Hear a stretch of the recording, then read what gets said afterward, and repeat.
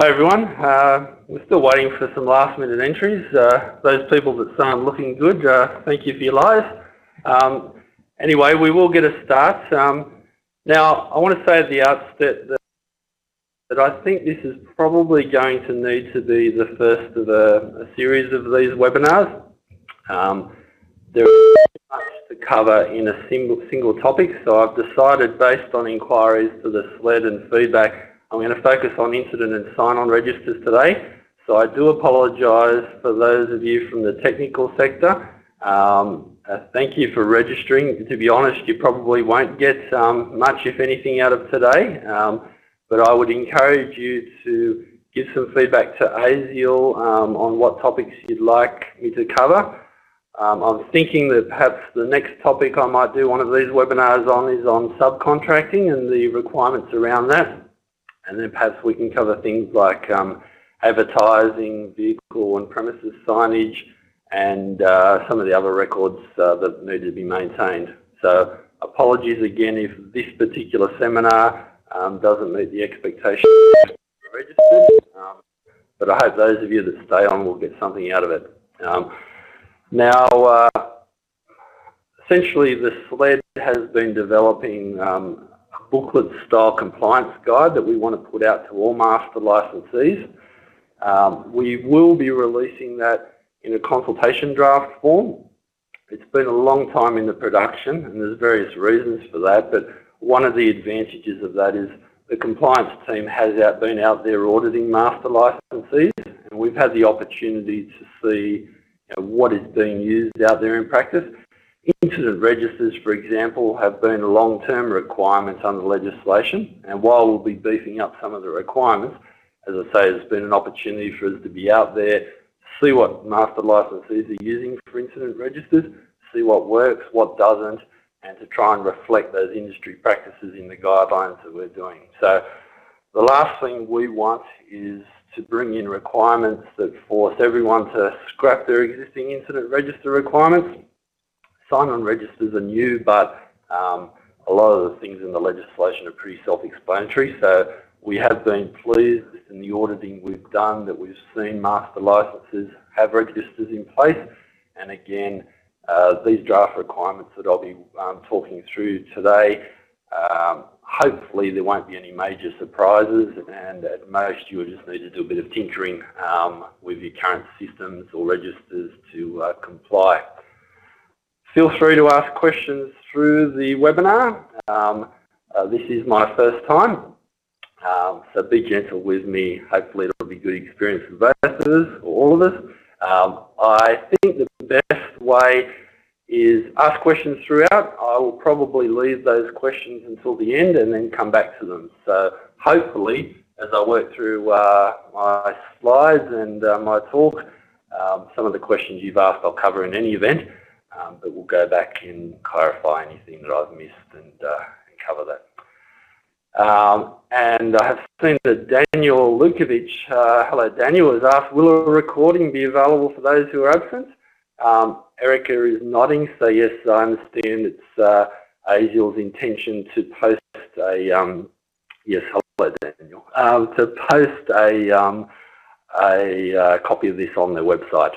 So not only people who were registered and missed out, but anyone can see this fascinating talk that I'm about to give, hopefully. All right, let's get into it. So, who needs to keep an incident register? Well, any master licensee who provides Class 1 licensees that carry on activities must, and it's a condition of their license, they have to keep an incident register in the manner and the form approved by the Commissioner. So, this talk today is going to clarify exactly what that manner and form is. What types of incidents are required to be recorded? Now there's nothing new here, it is prescribed in the regulation, so hopefully all of you have not only read the Act and regulation but can almost recite it from memory, so there'll be no surprises for you. But if we run through what they are just for a memory fill, so anyone who provides a Class 1A, 1B, 1C, 1D or 1F licensee, and that person makes forcible physical contact with or physically restrains, remember, the public, has to be recorded in the incident register. Any Class 1C licensee that ejects a member of the public from the premises or site at which they're working needs to be recorded. A dog attack, hopefully won't happen, but a Class 1D's licensee, if their dog attacks a person, must be recorded. And any time a Class 1F licensee removes a firearm from its holster, unless they're just unloading ammunition or maintaining the firearm, that needs to be recorded also. And we hope that this doesn't need to happen, but if a Class 1F licensee discharges a firearm, not only does it need to be recorded, but it's a condition of the licence in the regulations they have to notify the firearms registry in writing of the incident, and that means provide the firearms registry with the details of the incident that have been recorded in the incident register. So full details within 24 hours of the firearm being discharged. Now we do have the ability and the power to require other types of incidents to be recorded. In the past, we've tossed around some of these things, but we haven't settled on any additional incidents at this time, and there may be an opportunity for industry to identify some things that they think should be mandatory reporting. In the event that we do decide there's additional requirements, master licensees will be notified of that via our website and via the newsletter, which we hope to resurface and put back into production later this year. And I do apologise that we had to discontinue the newsletter for a number of reasons, but we will definitely much plan to get that back up and running. So, what particulars are required to be recorded for each incident? Some of this will be new because one of the things that we have historically been a little disappointed in terms of incident registers is the quality of the information being recorded. There's been too many abbreviations, too many, removal times 2 type entries that really don't meet the need in terms of detailing what happened. And in terms of need, perhaps I should just cover that. So with these requirements, we're trying to balance the need for licensing police and operational police generally to be able to go to a site at which an event has happened, be that an assault or a theft of property, and be able to identify who was working there via the sign-on registers, which we'll talk about. And certainly in the event of an assault allegation, you can imagine how important that the detailed description of what happened in the incident register is important to that investigation. So through this presentation, I'll also be talking about how long registers need to be kept and at what locations, because operational police have a need to be able to find that information on site. SLED, on the other hand, when we're auditing master licensees, we don't want to have to go around every site the master licensee services. We want to be able to go to the business premises and satisfy ourselves that the master licensee is compliant. So that balancing act is one of the things I'll talk about in terms of where registers are kept and for how long. And I will also talk a little later about electronic registers, because we recognise that probably 5 years ago hardly anyone was using electronic registers, and in 5 years' time nearly everyone will. So it's very important that we don't stand in the way of master licensees using technology to improve their operations. And personally, I think electronic registers are the way forward, also in terms of helping police being able to access information quickly. I'll go on record now to say that my ideal situation would be an online reporting mechanism. Not looking to impose that at the moment, but in the future I would love a situation where police don't even have to go to the premises. They can just tap into a record online and see what happened before they commence their investigation. Anyway, back to the slides. So, what particulars are required to be recorded? Well, we need the date and time that the incident occurred. We need the address and or name of the premises or location that the incident occurred. Now, that's important when we talk about the incident records moving back to the master licensee premises. So you may think, well, surely that's obvious, that's at that site, but the records won't always stay at that site. So We need the address and name of premises captured. We need a description of where in the premises or at the location the incident occurred. So it could be at the front door, in the gaming room, you know, in such and such stand at the stadium. There are a few extra details. Now we get into the narrative part. So we want a detailed description of the incident, including an account of what actually happened, the full name and license number of each Class 1 licensee involved in the incident, the name or a description, if you don't know the names, of each other person involved in the incident, and importantly the injuries, if any, sustained by any person involved in the incident. So yes, that is a lot more information than we have seen many people recording in the incident registers, but in consultations with police, that is all very helpful information in the event of an incident. We also want the full name, license number, if applicable, and signature of the person who recorded the incident in the incident register. So it doesn't have to be licensed individuals filling out the incident register. That could be an admin person. That's why license number is applicable. And the date and time that the incident was recorded in the incident register. So we want to be able to see that it is a contemporaneous record. All recorded particulars must be legible and made in the English language. Now, another thing is, from time to time, there will be a need to correct information in the register or to add extra particulars. It might be at the time of the incident being recorded, the names of some of the people weren't known and they subsequently come to light. So we do want that information, but we don't want to see the original incident record being tampered and made illegible with scribble throughs and so forth. So in terms of a hard copy register, we prefer to see an extra entry put into the register. In the case of electronic, that can be an addendum or an add-on to an existing record. But we want to see that any correction or addition to is clearly identified as such, and that the following details are also recorded. The date and time that that correction or extra information was recorded, the full name and particulars of who put that information in, and any details necessary to identify the incident. So, you know, if this is on a few pages later on, you know, of course we need some information to say that this is an additional information in relation to the incident that occurred at 7:30 p.m. on Friday, such and such. Now, when and by whom must incidents be recorded in an incident register?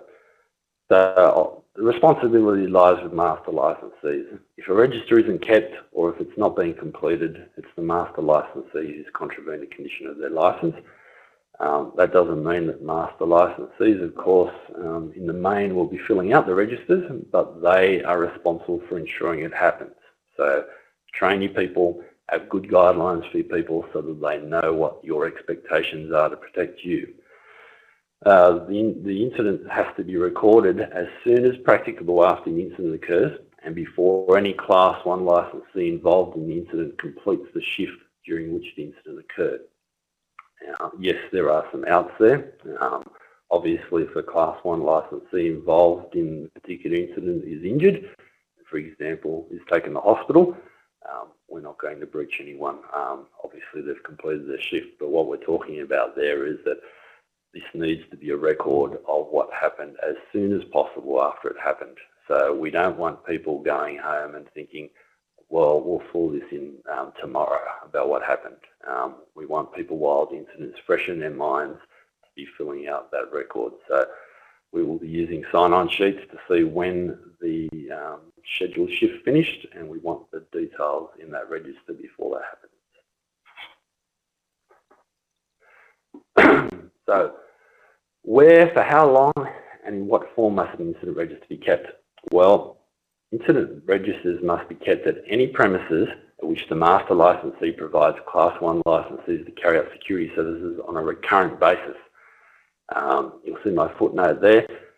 We've been asked a number of times, what does recurrent mean? So it means repeatedly or periodically.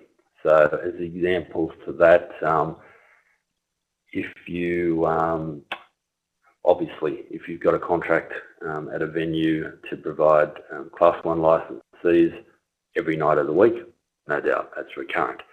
If you have a contract to supply people to a venue every Saturday night on a continuous basis, well, that's repeatedly, and there is a requirement there. If you have a contract where it's intermittent, but there is an ongoing relationship between you and that venue, we would see that as recurrence also, and we would expect that a register will be kept up there. When we don't expect it is those incidents or those incidences where, say, a principal contractor is short-staffed and they call you in to provide supplementary staff to them in the event of an emergency short-staff situation. We wouldn't expect you at that stage to have registers kept at that premises. So recurrence is trying to recognise that only where there's an ongoing relationship between a master licensee and a venue, that's when a register needs to be kept there. The other than mobile patrol and cash and transit services is it's not practical, in my mind at least, for mobile patrol and cash and transit to have registers at every place that they visit during their route. And in any event, the legislation has other record-keeping requirements on those services where you need to record who you're sending to those sites when those visits occur. So premises, buildings, but not just buildings. For example, contracts of rail yards. The rail yards would be the premises. I would find it difficult to believe that any premises being serviced, there is not a place at that location where registers couldn't be kept, even if it's just a designated drawer where this is the security, where the records are kept. Okay, the other places where registers must be kept. So in the case of mobile patrol, cash and transit services, or other services not carried out at particular premises on a recurrent basis, we wanted the master licensee's business premises. And now this next one is an add-on. So we originally had these first two things. So we looked at the recurrent thing, trying to get a bit of flexibility. However, during the implementation phase, when we were out there auditing, we thought, oh, we've missed a classic here. Incident registers and sign-on registers are an extremely important policing tool at those big festivals, for example, where you've got massive numbers of security there only for one time of the year. You know, your Byron Bay festivals or your big day outs, they're not recurrent, but we want records to be kept there, and we believe that master licensees should have the ability to plan for these things and have the records there. So that's why we added this new one. So at any premises at which the master licensee provides 3 or more Class 1 licensees at any one time to carry out security services, you've got to have your registers there now. So we picked 3 or more in consultation with the SLED Advisory Council, and the thinking there is that any time you provide 3 or more at any one time, it's more than just an ad hoc deployment. There is more likely some forward planning involved, and we'll have the opportunity, master licensee should have the opportunity to plan for the register to be there. And some of those questions, as I say, we'll get back to at the end, and I'll run through those. So, incident registers. So in the case of A and C, which a reminder is basically the recurrent and the 3 or more, incident reports must be kept for at least 1 month at the relevant premises. That meets the need for operational police when they're investigating a report to be able to find those records on site. So obviously, unless the master licensee ceases to provide Class 1 licensees at the premises. In that case, as soon as your relationship with that venue ceases, we don't have a requirement for the records to be maintained at that site. So after no more than 3 months, or upon the master licensee ceasing to provide Class 1 licensees at the premises, the incident reports, or at least a copy of them, must be kept at the master licensee's business premises. So you could choose to leave your register on site with all your records there for the full 3-year term that you have to retain them, and only have copies across, or you could have those records that are, for that period, go entirely off-site to your business premises. That's up to you. Now, the at least 1 month and no more than 3 months was kind of designed to give you a bit of flexibility. We didn't want to pick an arbitrary date and then start quibbling over, breaching people because they're 1 or 2 days late. So on the next slide, I'll give you an example of how that works. So for example, a master licensee providing crowd control to a licensed venue will comply with these requirements if they keep their incident reports for the month of June, for example. So all the records relating to June incidents at that venue until August, and then during that month, transfer those reports or a copy of them to their business premises. So it's up to you. You can tell your staff on the 1st of every month, we'll move the records from 2 months previous off to our business premises, or at the end of a month, we'll take the previous month's records. But hopefully that gives you flexibility for what works for you, and it means that we're not, as I say, nitpicking about a particular day or two late. So feel free to ask questions about that if it's not clear. And just a reminder that these are draft requirements. We're not imposing them until we have an opportunity to get your feedback and make sure that they are workable. So the next requirement. So each incident report must be kept for at least 3 years. So that's the particular reports of individual incidents. And incident registers must be kept in a manner that ensures they are readily necessary throughout the 3-year retention period.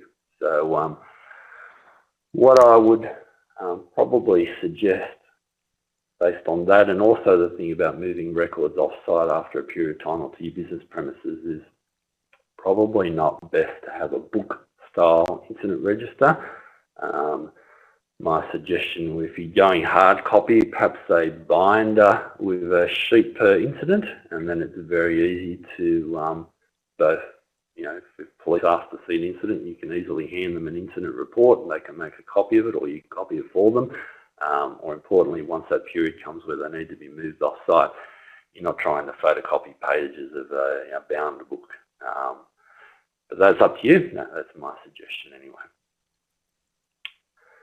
So we will come back to some aspects of incident registers, but we'll leave those that are generic for incident and sign-on registers to later. So on to sign-on registers now. So what is a sign-on register? Well, a sign-on register is a record of the Class 1 licensees who carried on security activities at particular premises on a particular day, when they started and finished carrying on those activities, and which master licensees provided them to carry on those activities.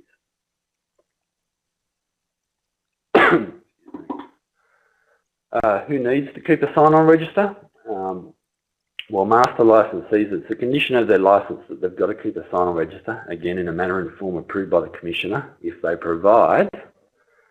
Now this is very similar to the incident registers.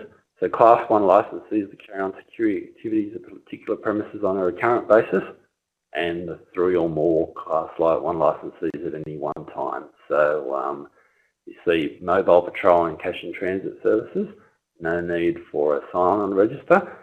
As I mentioned earlier, there are other aspects of the legislation, the regulation requiring records to be kept of those mobile patrol and cash in transit visits. And that kind of takes the place of the sign-on registers.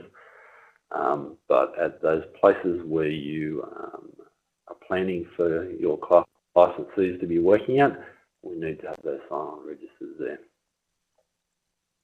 And just another example of that, again, when we're working out the 3 or more, you know, we tossed around different situations, and one that I remember us discussing was, say, in a regional location where you might have a break-in and security with no notice, say that a shop contacts a security company and says, look, we've had a break-in, I need a guard to protect this my shop overnight until we can get the door fixed or the glass fixed.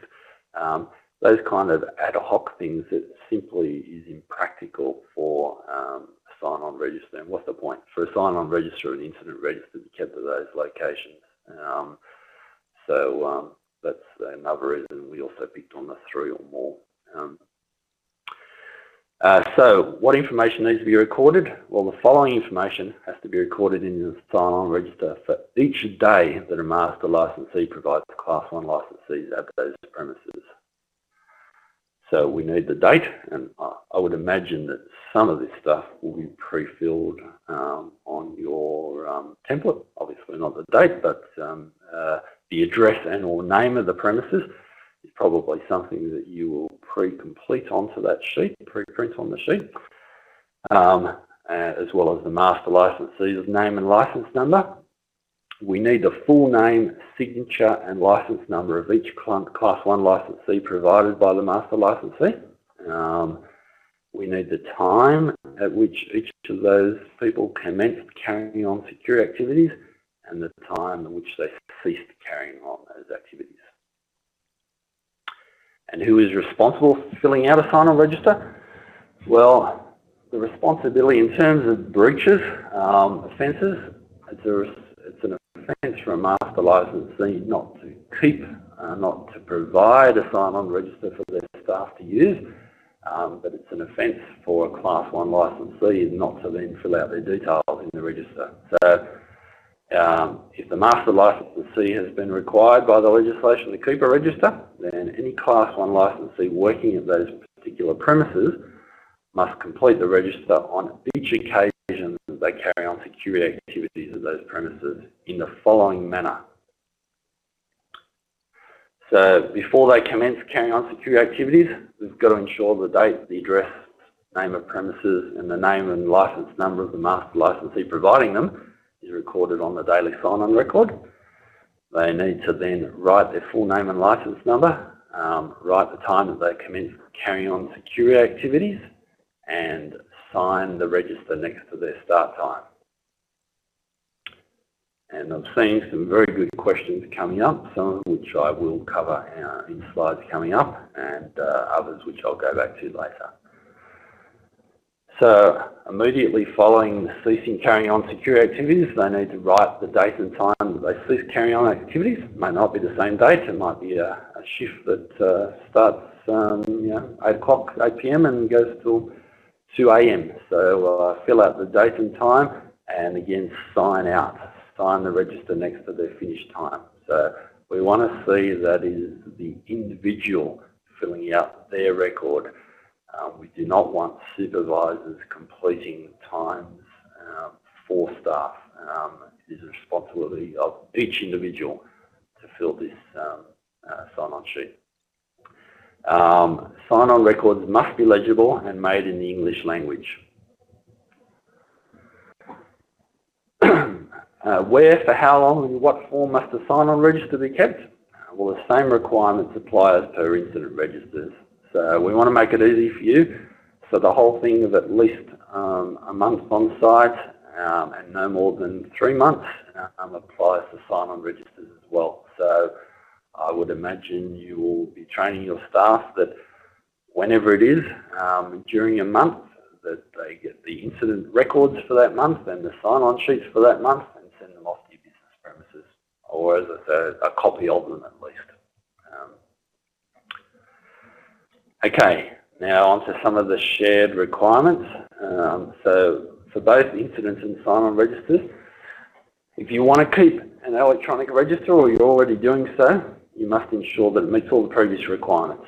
Now, we cannot have a situation where we have one rule for hard copy and one rule for electronic. As I said to someone recently, the last thing we want to do in terms of fairness is breach someone who is using a hard copy register and not able to produce the records because they're not at the site, and then have a different, more lenient view of someone who's keeping an electronic register and says, oh, well, our database is back in the office, but we can produce a report for you.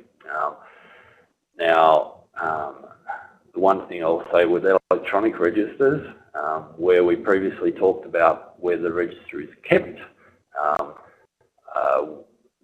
in the case of an electronic register, we, I suppose the alternative view of that is that's where the register needs to be accessible. So we understand these will be stored on a central database somewhere, but if police go out to a venue and they want to inspect the incident register or the sign-on register, and you're maintaining an electronic register that your staff are, say, accessing via their own personal devices or whatnot, someone at that site needs to have the ability to produce those records, whether it be that they can log in and produce a report at that time, or they can get hold of someone who very quickly can print out a report or email it to someone, but the records that are being kept electronically need to be as accessible as we have expectations for those hard copy registers to be. If you're using electronic registers, we also need to, or you need to utilise usernames and passwords or some other form of digital signature that uniquely identifies each person who will complete the register. So we spoke about the earlier requirements were more geared towards hard copy in terms of talking about people signing and putting their details of who's filled in the register. Well, if you want to do it electronically, you need to be using digital signatures or a username and password, so we can be pretty sure that it is a particular individual that filled out that record. You need to have a means to prevent unauthorised changes to information contained within the register, and where authorised changes are made, in the same way we spoke about the hard copy registers, you need to capture who made it, what those changes were, and when they were made. So there's got to be an audit trail, so we can see what was originally recorded and what changed and why that changed. Okay, so the next requirement, I will just answer one question there. That's, are the installation of security products to be included in your sign-on register? No, the sign-on registers are not for the technical sector. If people did join after I started, I suppose this is a late apology. As I mentioned at the outset, incident and sign-on registers are specific to the manpower sector. I apologise if some of you have sat through this waiting for some relevance. And just to recap, I do plan to do a series of these webinars on compliance and obligations.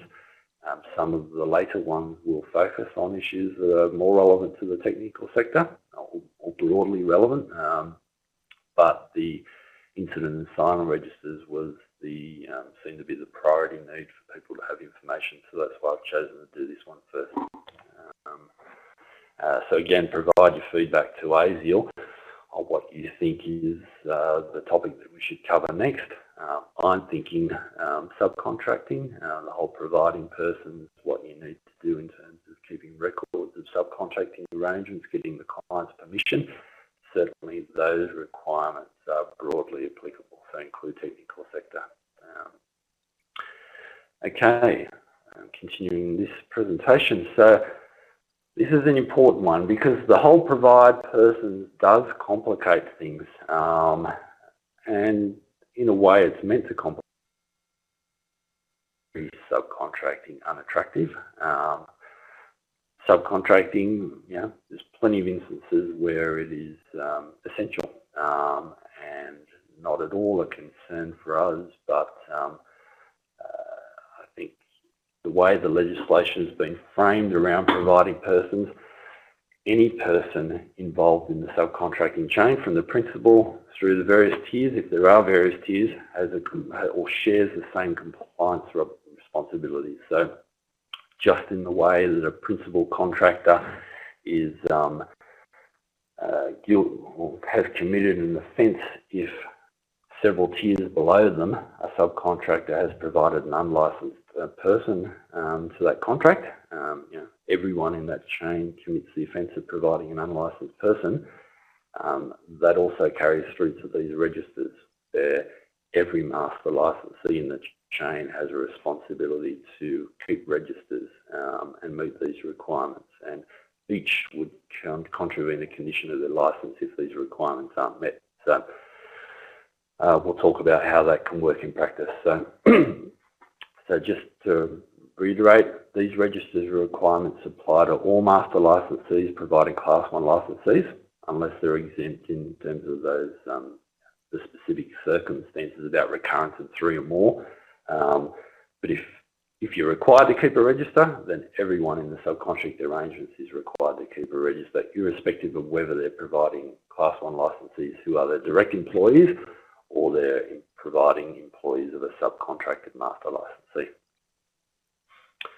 So in theory, subcontracting can lead to situations then when individual Class 1 licensees working at particular premises are provided by multiple master licensees, each of whom is required to keep a register.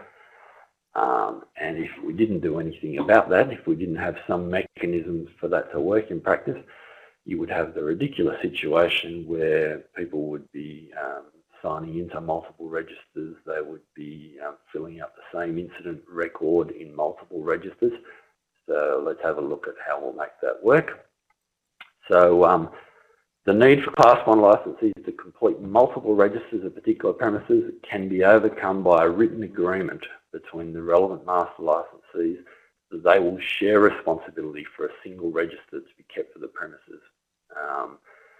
That doesn't exempt them from equal responsibility for the compliance obligation, but it will provide a mechanism for a master licensee in defence of if there's no registers to be kept, to be able to point to a written agreement between them and a subcontractor that clearly sets out that the subcontractor, for example, will have the register there and will provide records back to them, and that may, depending on the circumstances, cause us to focus on the non-compliance by the subcontractor rather than the principal, if we're satisfied that the principal contractor has done everything within their power to have the need met. But the agreement has to be made prior to the use of the shared register and must include the following particulars.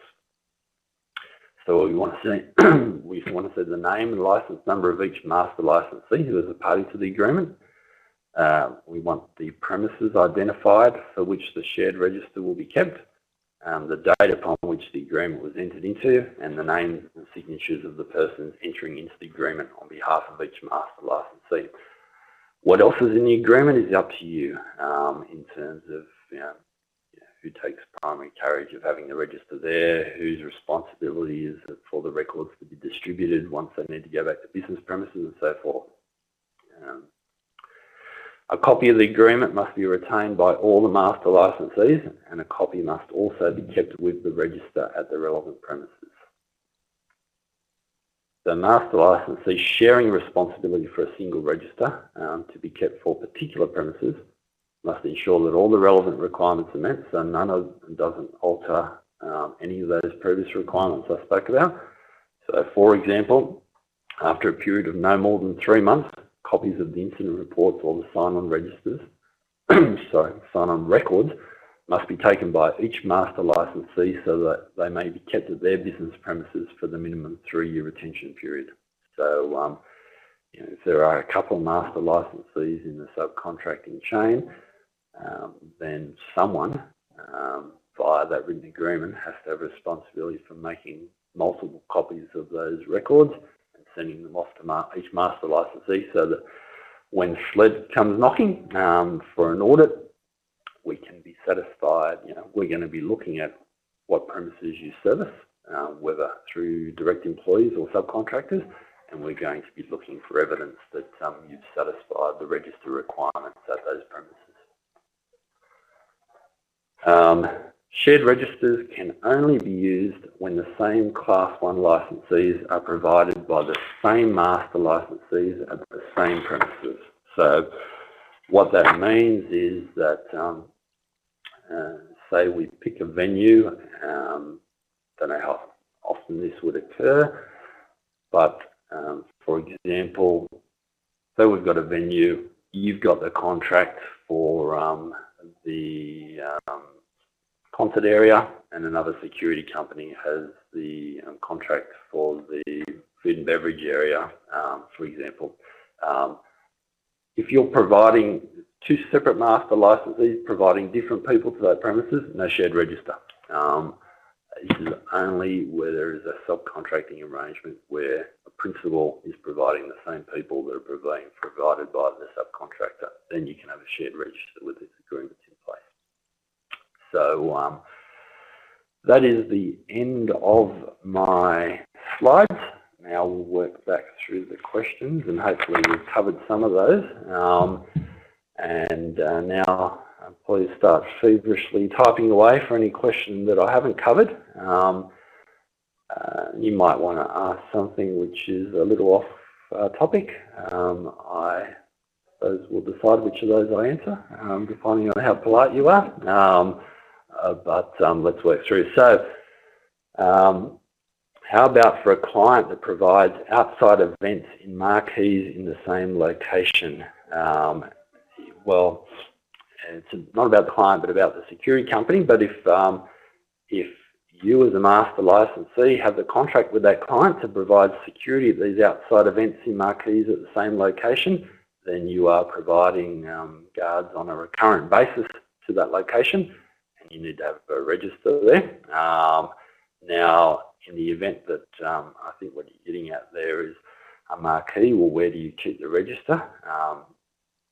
If there is no physical building at that location, as in normally it's a paddock, for example, you know, some of those festivals, most of the time it's just a field, then we understand that there's not going to be registered. You know, SLED auditors might be a funny bunch, but we have a bit of common sense, I hope, and we try to be reasonable. So, you know, if we see situations where it's clearly impossible for a master licensee to comply, then we'll take that into account. That doesn't mean we take into account where it's a little bit difficult for the master licensee to comply. So if there is a location where those registers can be kept, that would be our preferred option, clearly. But if it's not, then we'll be understanding of that. Anton has said whether a sole trader master licensee also should keep sign-on registers. Unfortunately, yes. A sole trader MA master licensee is providing themselves to carry on security activities, and so the sign-on registers, we want to know when you actually started those activities and when you ceased, and we also need you to have an incident register. So you might be only providing yourself, but you've got to keep the same records, unfortunately. Certainly should be no excuses for the registers not to be filled out when it's only yourself training yourself.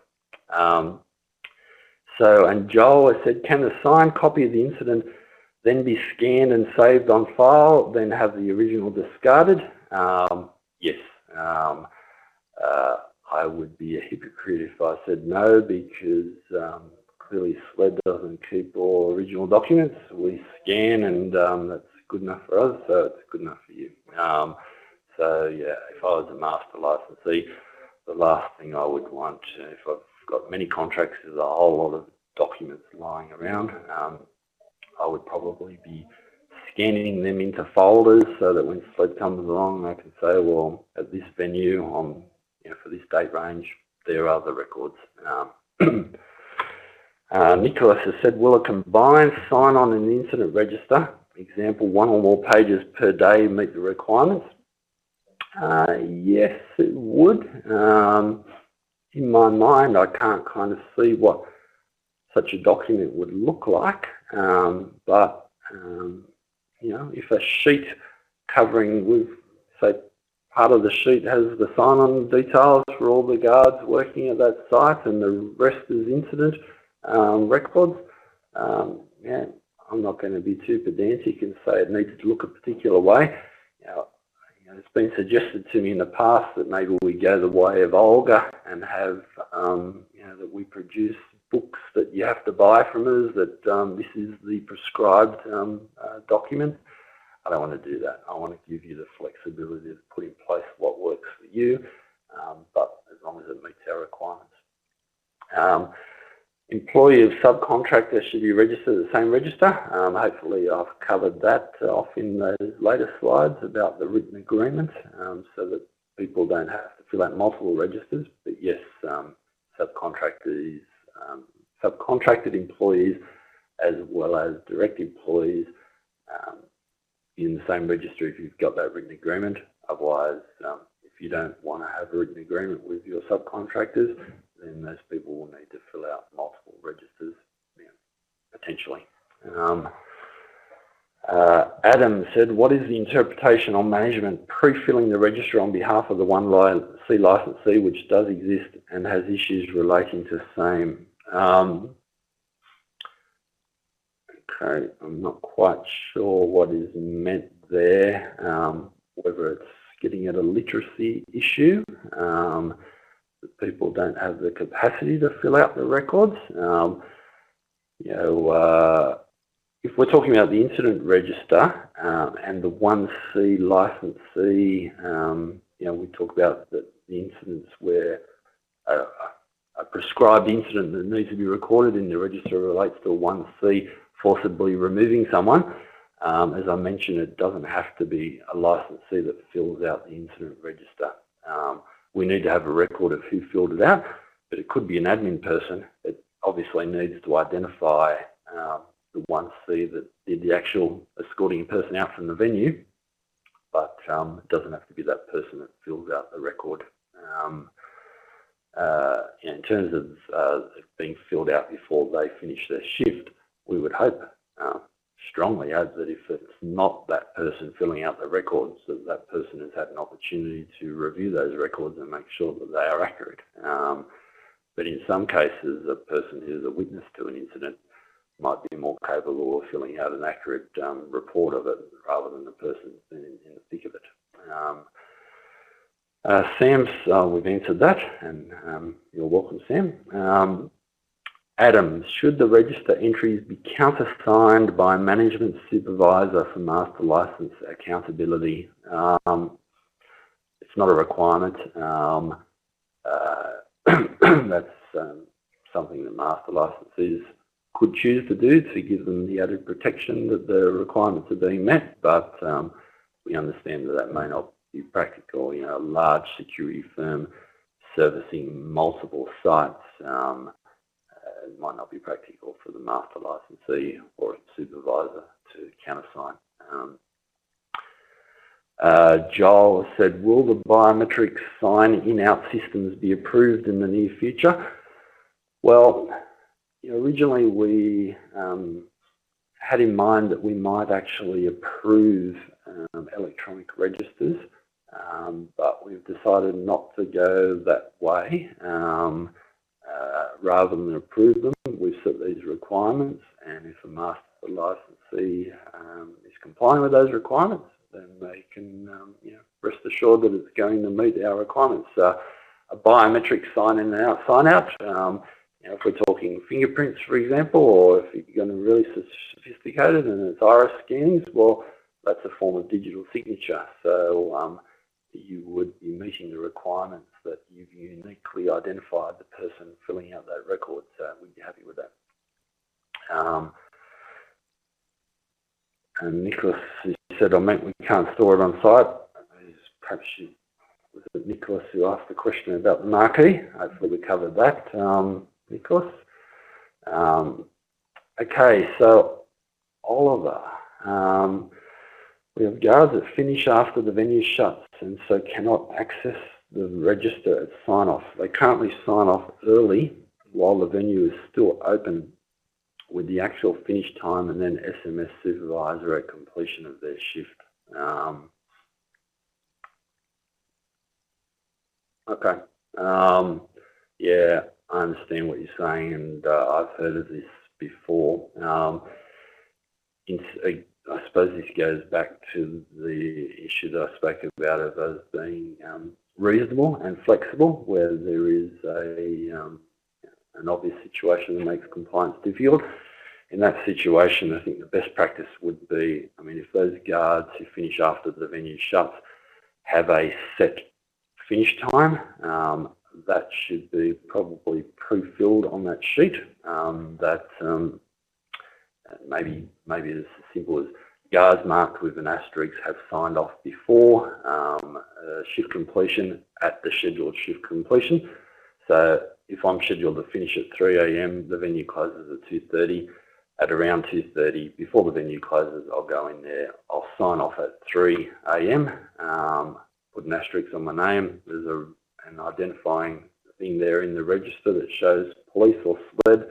There is a valid reason why that person has signed off early.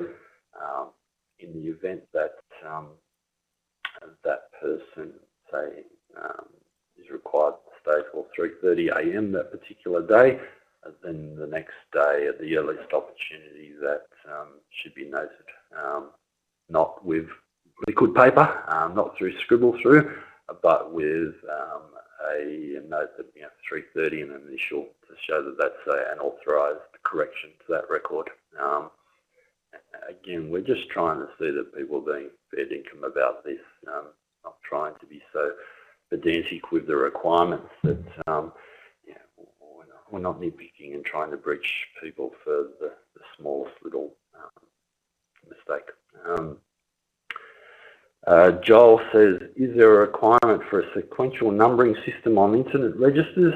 No, there's not, but if that makes it easier for you to manage your register, then fine by us, but no such requirement. No.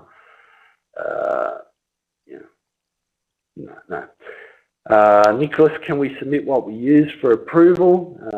If you are talking about, for example, electronic ones, no. We're short enough with resources to get out there and audit people, let alone having people in the office scrutinising things and issuing approvals in advance. So keeping in mind that we're reasonable, flexible people, when we go out and audit you, if we see that you have genuinely made an attempt to comply and there's a little problem with a register, we'll give you some guidance and perhaps a warning on that, and come back and check that you've fixed the problem, whatever it is. We really only issue breaches to people who have clearly not complied, whether and ignorance is not an excuse in itself, but some of these things are complex, and quite frankly, it is possible to see where a person is tried to comply and got something wrong, versus a person who really couldn't be bothered and thought, that'll do. Anton, when will the final policy in respect to incident and sign-on registers be officially and approved? Well, that I suppose depends on how quickly we get some feedback. So I think I've already released what I've presented today to the SLED Advisory Council at the last meeting for feedback, and got some of their feedback and have made some changes. I think the next stage is now to release, rather than the whole document, these chapters for some feedback from industry on our website. So we'll get that up within the next week or so, and probably have that open for a couple of weeks. Once those are settled, we can issue them as set requirements, Commissioner's approval requirements, which will then be enforced. So we're looking to do this within the next month, get that finalised by the end of July, and we can then move on to the next issue. There will be no surprises. If we release these chapters for industry consultation, there will be no surprises when the final document is produced. And just in terms of future plans, the reason why I like this idea of a compliance guideline, almost like in my mind, I kind of model things on the driver license for things. So I would like a system where someone who's applying for a new master license can be issued a guidelines document, can read through that, and then sit a knowledge test before they get their license, so that we don't have people getting licensed, setting up security companies without any understanding of what their compliance obligations are. So that's the next step. At the moment, we're just focusing on trying to provide good quality information to existing master licensees. Stephen, thank you very much, and yes, I look forward to, please give your feedback whether this has been useful. If you'd prefer someone else from SLED to do the next one, I won't be too offended. I'm happy to accommodate that. But give us some feedback so we can improve each time. Daniel, if an officer is unfortunate enough to be involved in a critical incident, their state of mind, recall and or associated trauma, no, Daniel. As I mentioned before, it doesn't have to be them that fills the record out, and there is no reason why the original record can't be supplemented the next day with some additional information or corrections if need be. But in all likelihood, if there has been a critical incident, police are going to be coming then as soon as possible, wanting to know what's happened, and a contemporaneous record would be very useful. Thanks, Daniel. I hear you clapping on the inside. Thank you. Thank you, everyone. If that's the end of the questions, hope you've enjoyed it, and enjoy the rest of your day also. Thank you. Yes, a reminder there. Thank you for ASIAL for putting this on, and I was remiss of not saying that. Much appreciated, and thank you to Erica, who's sitting beside me, who helped set all this up. Yeah, really grateful. Thank you.